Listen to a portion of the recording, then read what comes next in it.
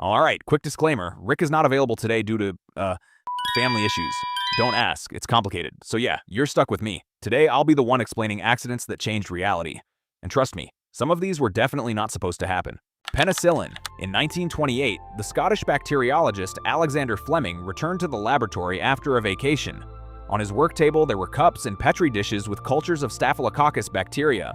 One of them had been accidentally left without a lid. On the surface of the dish, a colony of bluish-green mold grew. By itself, this was not something unusual. Laboratory cultures were often contaminated by fungi from the air, but Fleming noticed one detail. Around the mold, a transparent zone had formed. In this place, bacteria did not grow. Where the mold was located, the colonies of Staphylococcus were destroyed. Fleming did not throw away the spoiled dish. He decided to find out why the bacteria disappeared specifically around the fungus. Research showed that the mold releases a substance that suppresses the growth of bacteria. The fungus belonged to the genus Penicillium. The substance that it released, Fleming named penicillin.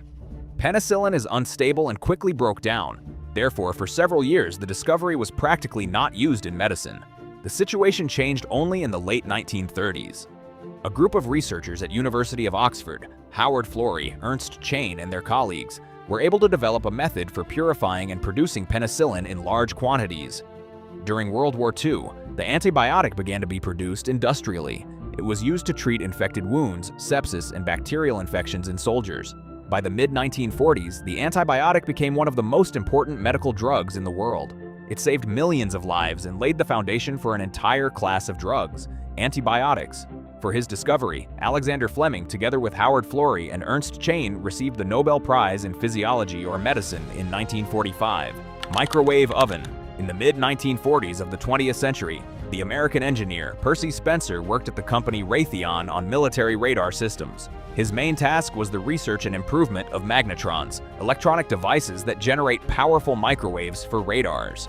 During one of the experiments, Spencer stood next to a working magnetron, checking its parameters. In the pocket of his jacket lay a chocolate bar. After some time, the engineer noticed that the chocolate began to melt. This was quite strange, since the temperature in the laboratory was normal and the source of heat was inside the equipment. Spencer assumed that the cause could be the microwaves emitted by the magnetron.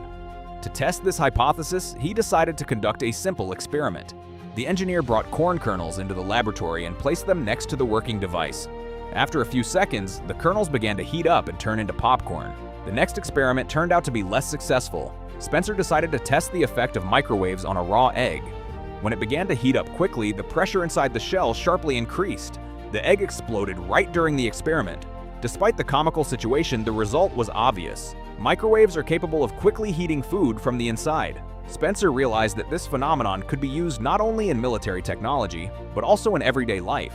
Microwave radiation causes water molecules in food to rapidly oscillate, which generates heat. Unlike a conventional stove, where heating occurs from the surface, microwaves penetrate inside the product. In 1945, Raytheon received a patent for the first microwave oven.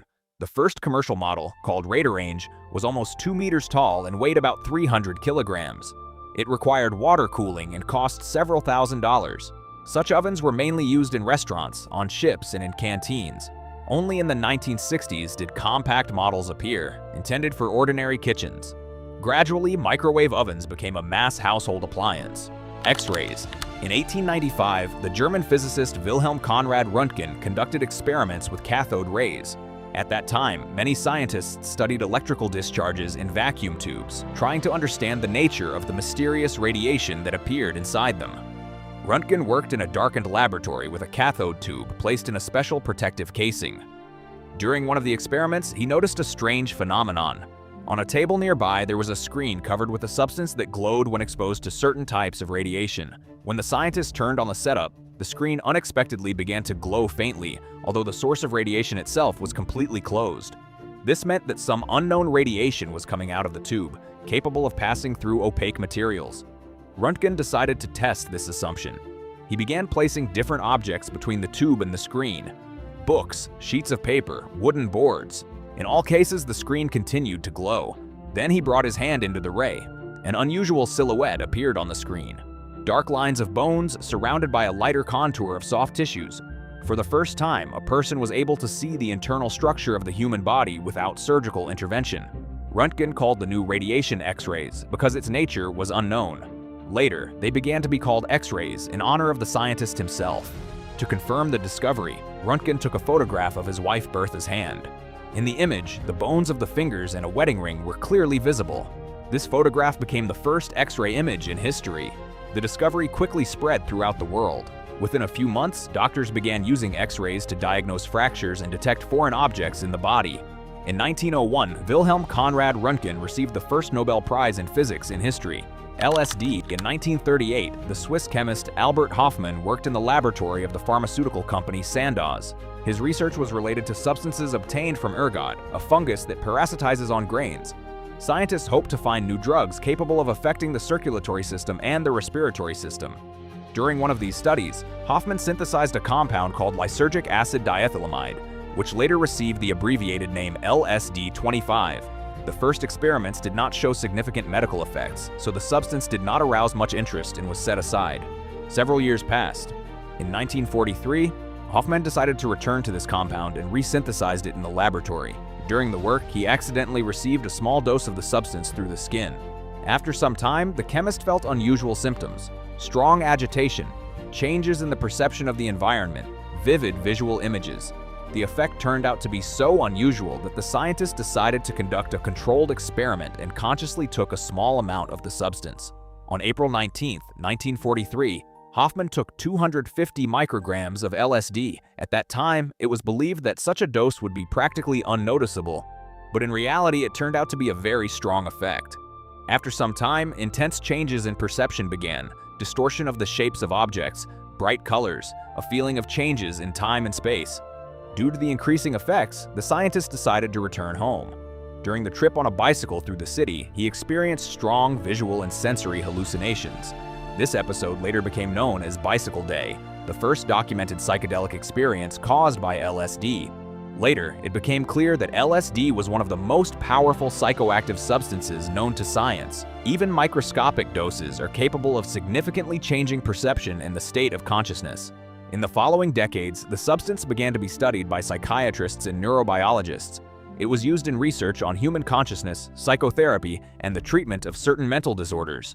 However, by the 1960s, LSD began to spread widely outside the scientific environment.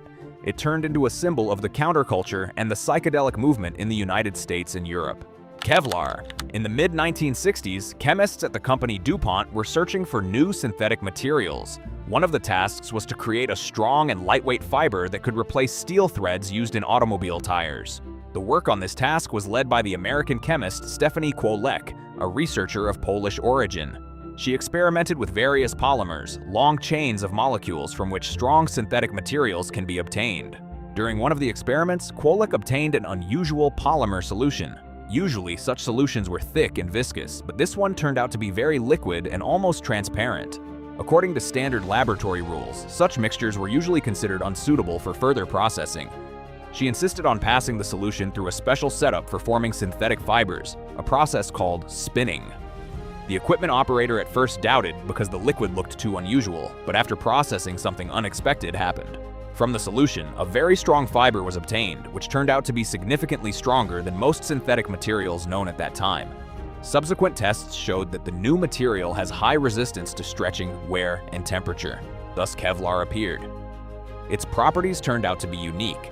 With equal mass, Kevlar is approximately 5 times stronger than steel, but at the same time remains light and flexible. Thanks to these characteristics, the material quickly found application in various fields. It began to be used for the production of bulletproof vests, protective helmets, reinforced cables, parts of airplanes and spacecraft. Kevlar is also used in the automotive industry, sports equipment, and protective gear. Coca-Cola. In 1880, the American pharmacist John Stith Pemberton was engaged in the development of medicinal syrups. At that time, pharmacies often sold their own mixtures, which were considered remedies for fatigue, headaches, and nervous disorders. Pemberton experimented with different ingredients and eventually created a thick, sweet syrup from extract of coca leaves, cola nuts, sugar, and aromatic additives. Initially, this mixture was intended as a medical tonic. The syrup was sold in pharmacies in Atlanta, where it was diluted with water and offered to visitors as a remedy for restoring strength. The fate of the drink was changed by chance. In one of the pharmacies, the syrup was mixed not with ordinary water, but with carbonated water, which was served from a soda fountain. The resulting drink turned out to be much more pleasant in taste. The carbonation made it more refreshing and lighter. Customers liked the new version much more. Gradually, it became clear that people were coming to the pharmacy not for medicine, but for a tasty carbonated drink. The syrup began to be served in this form, mixing it with carbonated water right at the time of sale. The name Coca-Cola was suggested by Pemberton's accountant, Frank M. Robinson. He also came up with the signature logo written in a distinctive handwritten script. This design has been used by the company almost unchanged to this day. At first, the drink was sold only in pharmacies and cost 5 cents per glass. However, its popularity grew rapidly. Soon the syrup began to be supplied to other cities, and then the drink started to be bottled. By the beginning of the 20th century, Coca-Cola was no longer perceived as a medicine. It turned into a regular refreshing drink and gradually became one of the most recognizable brands in the world. That's all for today. Thank you very much for watching.